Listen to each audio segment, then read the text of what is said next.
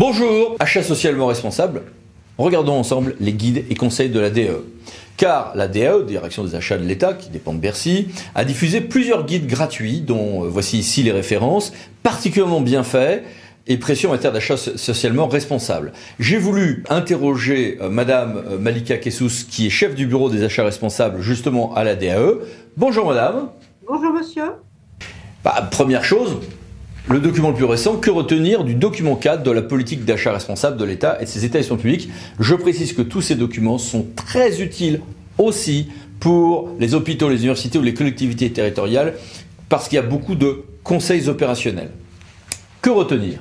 Ce document cadre est en fait un document qui formalise la politique d'achat responsable de l'État qui est conduite depuis 2009 maintenant. Sa vocation, c'était justement d'adresser à l'ensemble des acheteurs de l'État et des établissements publics de l'État les orientations stratégiques en matière d'achat responsable sur les deux axes environnementaux et sociaux, et puis également des recommandations très opérationnelles pour la conduite dans un projet achat de la mise en œuvre des considérations sociales et environnementales. Parmi les recommandations fortes, il y a notamment les modalités de mobilisation des différents leviers juridiques, clause d'exécution, spécifications techniques, critères d'attribution, comment mobiliser un critère, quelle pondération minimum, quelle qualité dans la rédaction des clauses, justement pour ne pas aller vers du greenwashing ou du social washing, mais bien d'avoir des dispositions qui portent la performance environnementale et sociale des marchés. Et puis également des recommandations en termes de gouvernance, d'application, de mise en œuvre, d'association de l'ensemble des parties prenantes au sein d'une structure, que ce soit un ministère ou un établissement public, pour porter cette démarche. Plus délicat, vous avez fait un autre document sur comment, en commande publique, respecter les droits de l'homme, comment éviter notamment les aliénations des droits humains en commande publique importée, et comment contrôler tout ceci. Au titre des achats socialement responsables, la question de devoir de vigilance tout au long des chaînes d'approvisionnement et de la responsabilité de l'acheteur qui est donc donneur d'ordre dans le respect des conventions internationales en matière de droits de l'homme au travail est un élément qui est fondamental. Il est d'autant plus fondamental que c'est une question qui est très compliquée à tracer, très compliqué à comprendre, à appréhender par les acheteurs, parce qu'on parle de droits de l'homme au travail, de quoi s'agit-il, quelle est la responsabilité des différents donneurs d'ordre, nous acheteurs, mais également les titulaires qui peuvent être également des donneurs d'ordre et qui ont toute une chaîne de fournisseurs, de sous-traitants, de ce qu'on appelle des relations d'affaires établies. Et c'est tout à fait conscient de cette difficulté qu'on a décidé de traiter de cette question et d'essayer d'aider les acheteurs pour qu'ils aillent au maximum des possibilités dans l'intégration dans leur marché de considérations qui exigent un maximum de transparence de la part des titulaires des marchés, transparence sur l'exercice de leur devoir de vigilance. Et nous sommes confortés en cela par la loi française que vous savez être unique au monde, en matière de devoir de vigilance. Bon, il y a une loi allemande depuis début 2023 qui est comparable à la loi française, mais tout de même, la loi française est assez unique. C'est une loi coercitive qui fait obligation pour les entreprises donneuses d'ordre et les sociétés mères d'exercer leur devoir de vigilance, d'être transparentes et de publier leurs plans. Donc nous, on a commencé à travailler sur cette thématique en 2016, puis la publication de la loi en 2017 nous a confortés.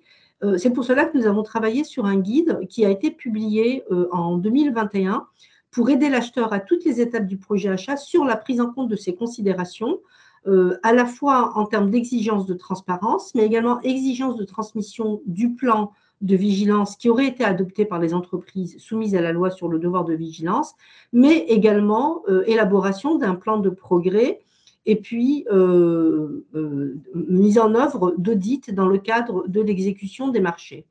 Nous mettons bien sûr l'accent sur les secteurs considérés comme les plus à risque et défavorablement connus en matière de violation des droits de l'homme au travail. Et bien sûr que si sur le plan environnemental, on bénéficie de labels environnementaux qui garantissent à l'acheteur un certain niveau de performance environnementale des produits et services achetés, il est vrai que sur le plan social, nous ne disposons pas de label social, hormis les produits du commerce équitable, mais là, nous sommes dans un domaine très restreint de produits fournis. Et donc, nous recommandons aux acheteurs au moins dans une démarche de sensibilisation des titulaires, d'exiger le maximum de transparence, de traçabilité avec des questionnaires qui doivent être remplis et un suivi tout au long de l'exécution du marché, en attendant bien sûr que la directive européenne sur le devoir de vigilance soit adoptée, nous l'espérons, début 2024, voire fin 2023. Et mieux connu, mais très intéressant également, la question de l'insertion par l'activité économique dans les marchés publics. Vous le savez bien entendu que la clause sociale d'insertion par l'activité économique est la plus vieille considération sociale qui a été mobilisée dans les marchés publics. C'est un dispositif qui a plus de 30 ans. Ce dispositif est très important parce qu'il porte les politiques publiques de lutte contre le chômage, d'insertion des publics qui en sont éloignés.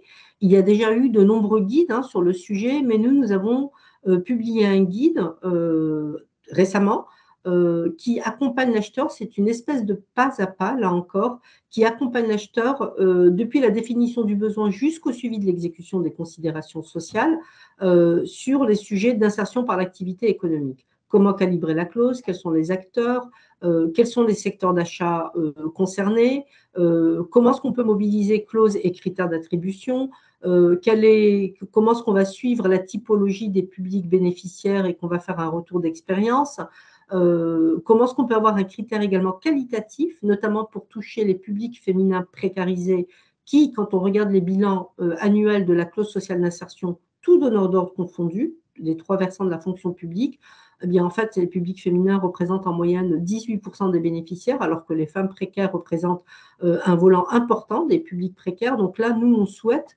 aller vers, et on le met dans nos marchés, un critère qualitatif sur le taux d'emploi féminin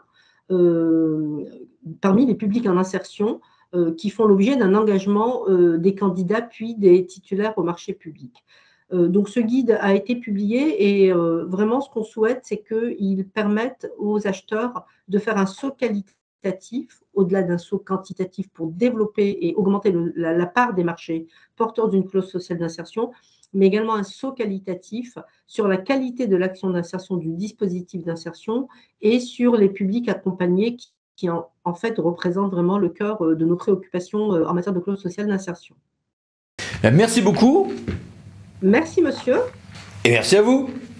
À bientôt pour une nouvelle vidéo, les 10 minutes juridiques, parlons d'associés. Pour VK, pensez à vous abonner. Allez, à bientôt, au revoir.